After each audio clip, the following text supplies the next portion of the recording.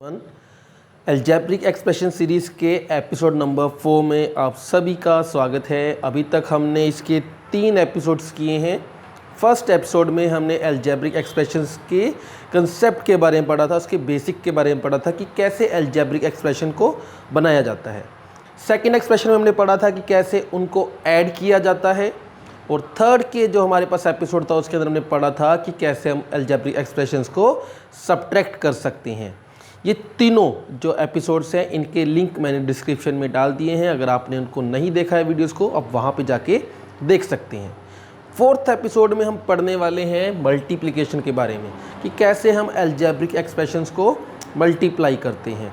तो आपको पता है कि बाइनोमियल, मोनोमियल और ट्राइनोमियल टर्म्स के बारे में, जैसे कि अगर हम मोनोमियल टर्म की बात करें तो उसके अंदर 1 टर्म होती है, बाइनोमियल की बात करें उसके अंदर 2 टर्म्स होती हैं, और ट्राइनोमियल की बात करें तो उसके अंदर 3 टर्म्स होती हैं। और पॉलिनोमियल के बारे में हमने पढ़ा था कि कैसे कि उस 1, 2, 3 या फिर मोर देन 3 टर्म्स को हम पॉलिनोमियल कहते हैं। तो इनके बारे में क्यों बोला जा रहा है, क्योंकि इन सब की मल्टीप्लिकेशन अलग अलग होती है। मोनोमियल की मोनोमियल से मल्टीप्लिकेशन, मोनोमियल की बाइनोमियल से मल्टीप्लिकेशन, और मोनोमियल की ट्राइनोमियल से मल्टीप्लिकेशन। तो इनकी जो मल्टीप्लिकेशन है वो अलग अलग होती है, थोड़ी सी अलग होती है। आपको थोड़ा सा इसके कंसेप्ट पे ध्यान देना होता है। वैसे ही बाइनोमियल की बाइनोमियल से मल्टीप्लिकेशन वो भी अलग होती है, और बाइनोमियल की ट्राइनोमियल से मल्टीप्लिकेशन वो भी सब अलग अलग ही हैं। तो आप एक ही क्वेश्चन करके नहीं समझ पाएंगे कि कैसे हम मल्टीप्लाई कर सकते हैं अलजेब्रिक एक्सप्रेशन को। अलजेब्रिक एक्सप्रेशन की मल्टीप्लिकेशन करने से पहले आपको एक्सपोनेंट एंड पावर के बारे में पता होना चाहिए। उसका भी एक वीडियो मैंने, इसका लिंक डिस्क्रिप्शन में है, मैंने इसके बारे में एक अच्छी सी वीडियो बनाई थी, इसके सारे फॉर्मूलाज के बारे में। बट अभी इसके अंदर जो मल्टीप्लिकेशन में हमें सिर्फ एक ही चीज़ पता होनी चाहिए कि अगर किसी भी जो हमारे पास गिवन एक्सप्रेशन होती है, कोई भी वेरिएबल होता है, ओके, अगर किसी का भी बेस सेम होता है, किसी भी 2 नंबर्स का बेस सेम होता है, तो हम उस बेस को एक बार लिखते हैं और उनकी पावर्स को ऐड कर देते हैं। ये कब किया जाता है? जब हमारे पास क्या होता है, बेस सेम होता है। तो ये चीज़ आपको यहाँ पर बिल्कुल ध्यान में रखनी है, क्योंकि मल्टीप्लाई में ये चीज़ बहुत काम आने वाली है और आप इसके अंदर कंफ्यूज नहीं होंगे। अभी हमने जिस फॉर्मूला की बात की, अगर आपको उसके बारे में ज़्यादा नहीं पता है तो डोंट वरी, हम मोनोमियल को कैसे मोनोमियल से मल्टीप्लाई करते हैं वो सीखेंगे। अगर आपको वो मल्टीप्लाई करना आ गया तो आगे आप बहुत कम मिस्टेक्स करेंगे। ओके, तो मोनोमियल को कैसे मल्टीप्लाई किया जाता है मोनोमियल के साथ, वो आपने ध्यान से देखना है। तो जैसे कि 2 को 3 से मल्टीप्लाई करना है, ये हम स्टार्टिंग से ही हमने second, third class, first class से यही पढ़े कि 2, 3 जा हमारे पास क्या आएगा, 6। ये सिंपल मल्टीप्लिकेशन है, ठीक है। इसका भी यूज़ क्यों किया है वो आपको मैं आगे बताऊंगा। नेक्स्ट, अब सपोज डैट हमने किसी एक एक्सप्रेशन को, जैसे कि ये मोनोमियल एक्सप्रेशन है, ये भी मोनोमियल एक्सप्रेशन है, दोनों सेम है, ये भी x है और ये भी x है, तो दोनों एक जैसे हैं। इसका मतलब कि जो दोनों का बेस है वो सेम है। ओके, अभी मैंने आपको फॉर्मूला बताया था कि अगर बेस सेम होती है तो पावर ऐड हो जाती है। तो इनकी पावर नहीं लिखी हुई है, तो इसका मतलब यहाँ पे क्या होगा, 1 होगा। ओके, तो हम क्या करेंगे, x को एक बार लिखेंगे और इन पावर्स को ऐड करेंगे। 1 + 1 क्या बन जाएगा आपके पास, 2।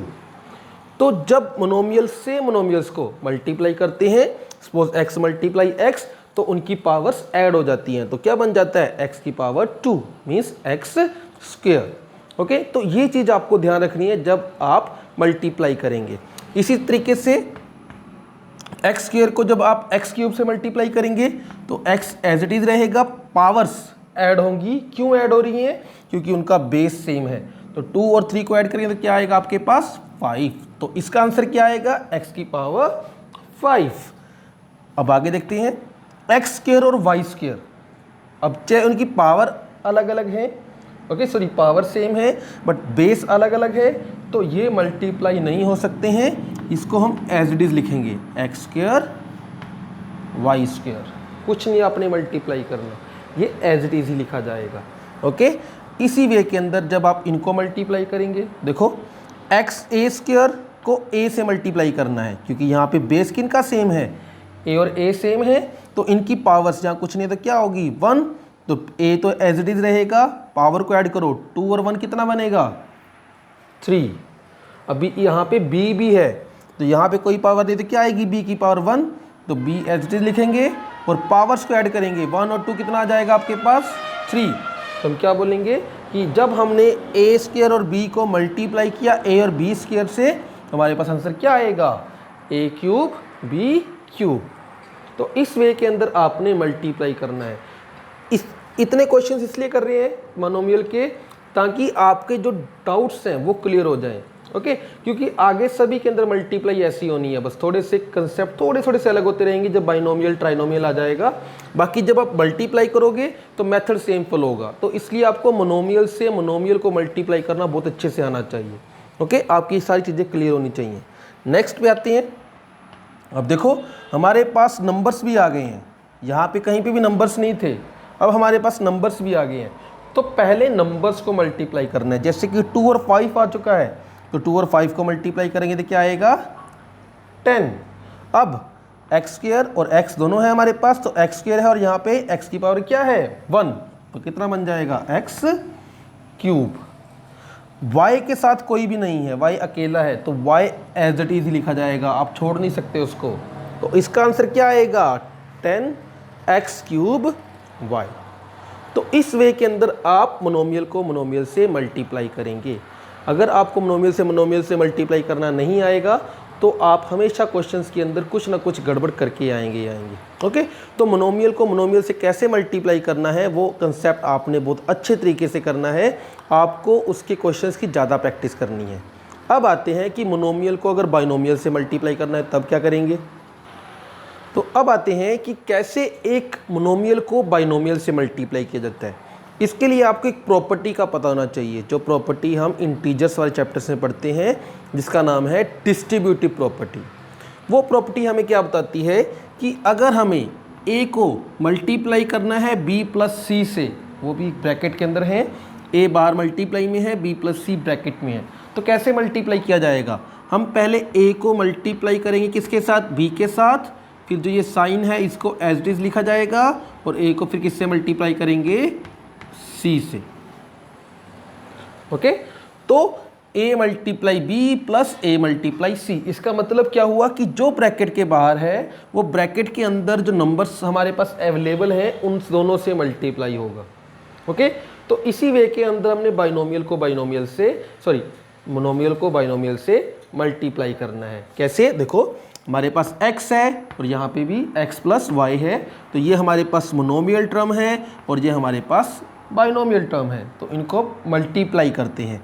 तो पहले क्या करेंगे, x को x से मल्टीप्लाई, प्लस फिर x को किससे मल्टीप्लाई करना है y से, मल्टीप्लाई करेंगे तो क्या आएगा एक्स स्क्वायर, प्लस इनको मल्टीप्लाई करेंगे तो क्या आएगा एक्स वाई। तो ये हमारा जो आया है वो हमारा आंसर है बाइनोमियल को मोनोमियल से मल्टीप्लाई करने के बाद। तो इस वे के अंदर मोनोमियल और बाइनोमियल को मल्टीप्लाई किया जाता है। इसका एक और एग्जांपल लेते हैं, 3 को 2a, तो 3 को पहले 2a से मल्टीप्लाई करेंगे, 3 2 जा, इस a के अंदर मैंने पहले कहा था कि शॉर्टकट्स नहीं लेने हैं। ओके, शॉर्टकट्स आप तभी ले सकते हैं जब आपकी बहुत ज़्यादा प्रैक्टिस होती है, बट मेरे अकॉर्डिंग तो तब भी आप शॉर्टकट्स मत लो, आप क्वेश्चंस को कंप्लीट स्टेप्स के अंदर सॉल्व करो ताकि गलती बहुत कम हो जाए।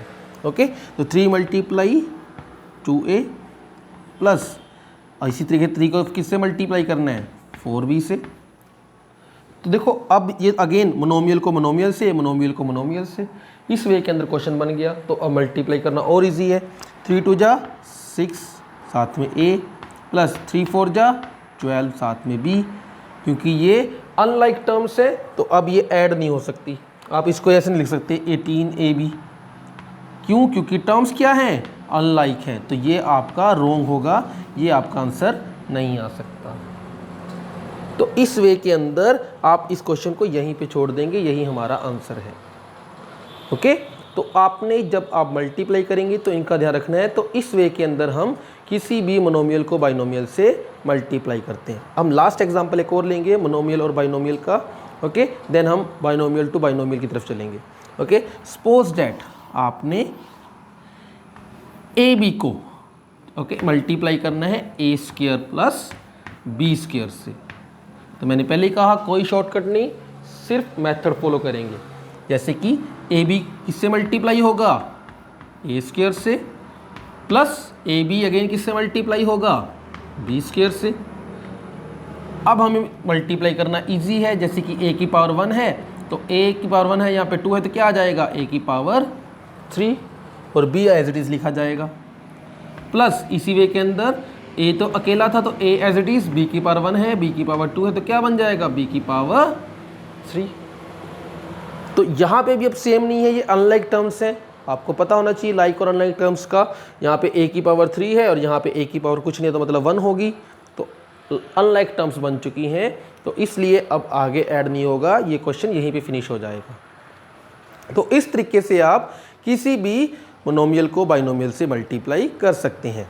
हाँ, आपने ये ध्यान रखना है कि साइन हमेशा प्लस का नहीं आएगा, कभी यहाँ पे माइनस यूज़ हो सकता है, कभी यहाँ पे माइनस यूज़ हो सकता है।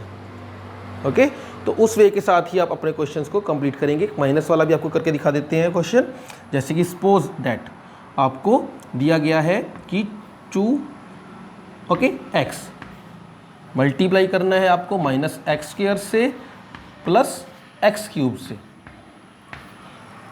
इस वे के साथ आपने मल्टीप्लाई करना है। तो आप मल्टीप्लाई इनके साइन के साथ ही करेंगे, ये ध्यान रखना। ओके, मल्टीप्लाई कैसे करेंगे, जैसे कि ये माइनस का साइन है तो वो पहले ही बाहर लिखा जाएगा। ओके, इन दोनों को मल्टीप्लाई करते हुए सिर्फ, तो 2x multiply x square. Okay, यहाँ किसका साइन है, प्लस का, तो क्या करेंगे 2x मल्टीप्लाई एक्स क्यूब। तो अब मल्टीप्लाई करना ज़्यादा इजी है, जैसे कि माइनस 2x को जब एक्स क्यूब से करेंगे तो क्या आएगा, एक्स क्यूब, प्लस 2x को एक्स क्यूब से मल्टीप्लाई करेंगे तो क्या आएगा, एक्स की पावर 4। तो ये हमारा आंसर होगा। तो इस वे के साथ जब यहाँ पे साइंस आएंगे तो आपने उनका ध्यान रखना है। ओके, तो एक और क्वेश्चन करते हैं इसका कि अगर बाहर माइनस का साइन आ जाए फिर क्या करेंगे। ठीक है, 2 क्वेश्चंस और करेंगे इसी वे के अंदर, क्योंकि इसके क्वेश्चंस के आपको कंसेप्ट होना बहुत, जो कंसेप्ट है ना वो क्लियर होना बहुत इंपॉर्टेंट है, क्योंकि जब आप बाइनोमियल टू बाइनोमियल मल्टीप्लाई करेंगे वहाँ पे गड़बड़ करेंगे फिर, इसलिए आप 1 बाय 1 स्टेप करें। ओके, ताकि आपको प्रॉब्लम ना आए। ओके, तो अब आते हैं हम कि 2 क्वेश्चंस और करेंगे जिसके आगे माइनस का साइन होगा। तो हम 2 एग्जाम्पल्स और करने वाले हैं जिनके ब्रैकेट के बाहर माइनस का साइन होगा। ओके, तो बहुत केयरफुली देखना है, क्योंकि मैक्सिमम जो गलतियां होती है वो यहाँ पे होती हैं जब बाहर माइनस का साइन आ जाता है। ओके, तो कैसे करेंगे, सिमिलरली देखो, एक चीज़ आपने बिल्कुल अपनी माइंड में क्लियर रखनी है कि अगर ब्रैकेट के बाहर माइनस का साइन यूज़ हो रहा है तो ब्रैकेट के अंदर जितने भी साइन आपको गिवन है, जितनी भी टर्म्स के, वो चेंज होंगे। ओके, जैसे कि यहाँ पे कोई साइन नहीं है इसके आगे, तो किसका साइन है, प्लस का, तो आपने पहले ही इसके आगे यहाँ पे जब आप सोल्व करने से पहले ही माइनस लगा देना। ओके, तो कैसे करेंगे, 2y multiply y square. Sign बार बार चेंज करने की जरूरत नहीं है। जब भी ब्रैकेट के बाहर माइनस का साइन दिखेगा आपको और आपने ब्रैकेट को ओपन करना है, तो आपने क्या ध्यान रखना है कि जो भी यहाँ पे टर्म्स हैं, अंदर जितनी भी टर्म्स हैं, उन सब के साइन क्या करने हैं, चेंज करने हैं। ओके, नेक्स्ट, यहाँ माइनस है तो किसका साइन आ जाएगा, अब प्लस का, बाकी 2y मल्टीप्लाई 3y। जब आप साइन चेंज कर देंगे तब आप साइन के बारे में नहीं सोचेंगे, तब आप साइन का जो ख्याल है अपने माइंड से निकाल देना, क्योंकि साइन ऑलरेडी चेंज हो चुके हैं। ओके, अब सिर्फ सिंपल सोल्व करना है हमने, सिंपली 2y को जब y स्क्वायर से करेंगे तो क्या आएगा, y क्यूब, प्लस 2 3 जा 6, और y को जब y से मल्टीप्लाई करेंगे तो क्या आएगा, y स्क्वायर। ये हमारा आंसर है। ठीक है, अब इसी वे के अंदर हम इसको एग्जांपल को सोल्व करते हैं। यहाँ पे भी ब्रैकेट के बाहर माइनस का साइन है, तो अगर ब्रैकेट के बाहर माइनस का साइन है तो ब्रैकेट के अंदर के साइन चेंज। ओके, जैसे कि यहाँ माइनस है तो क्या आ जाएगा, पहले प्लस, अब मल्टीप्लाई करो, एक्स करके किससे मल्टीप्लाई करना है, एक्स से। ओके, इसी तरीके से यहाँ पे प्लस है तो किसका साइन आ जाएगा, माइनस का, तो एक्स करके किससे मल्टीप्लाई करना है, 4x क्यूब से। अब मल्टीप्लाई करना रह गया, बस मल्टीप्लाई करते हैं, तो क्या आएगा, एक्स स्क्वायर और एक्स को मल्टीप्लाई करेंगे तो क्या आएगा, x cube, minus 4 as it is, x square और एक्स क्यूब को मल्टीप्लाई करेंगे तो क्या आएगा, एक्स की पावर 5। तो अगर ब्रैकेट के बाहर माइनस का साइन आता है तो आपने इस मेथड के अकॉर्डिंग ही सोल्व करना है। ओके, होप आपको ये जो हमने आज किया है, बाइनोमियल मोनोमियल को मल्टीप्लाई करना और मोनोमियल को मोनोमियल से मल्टीप्लाई करना, ओके, ये आपको क्लियर होगा। आप इसकी प्रैक्टिस जितनी ज़्यादा करेंगे आपको ये टॉपिक उतना ही ज़्यादा क्लियर होता जाएगा। अगर आप एक बार वीडियो देख लेते हैं और प्रैक्टिस नहीं करते तो आप कहीं ना कहीं क्वेश्चन में गलती करेंगे, क्योंकि मैथ्स बिना प्रैक्टिस के होने वाला नहीं है। ओके, ये तो कंपल्शन है कि प्रैक्टिस मैथ्स में चाहिए। स्मार्ट वर्क के साथ साथ मैथ्स के अंदर हार्ड वर्क ज़रूरी है। आपको कोई भी कितना भी कहता रहे कि स्मार्ट वर्क कीजिए, बिल्कुल स्मार्ट वर्क कीजिए, बट मैथ्स में स्मार्ट वर्क के साथ हार्ड वर्क तो इम्पोर्टेंट है। और हार्ड वर्क का मतलब क्या है, इसके अंदर प्रैक्टिस। जितनी प्रैक्टिस करेंगे उतना आपको अच्छे तरीके से कंसेप्ट क्लैरिटी होती जाएगी और उतनी मिस्टेक्स आप कम करेंगे और आपके जो मार्क्स हैं उतने ही इंक्रीज़ होते जाएंगे। होप आपको ये जो हमने आज कंसेप्ट क्लियर किया है वो क्लियर हुआ होगा।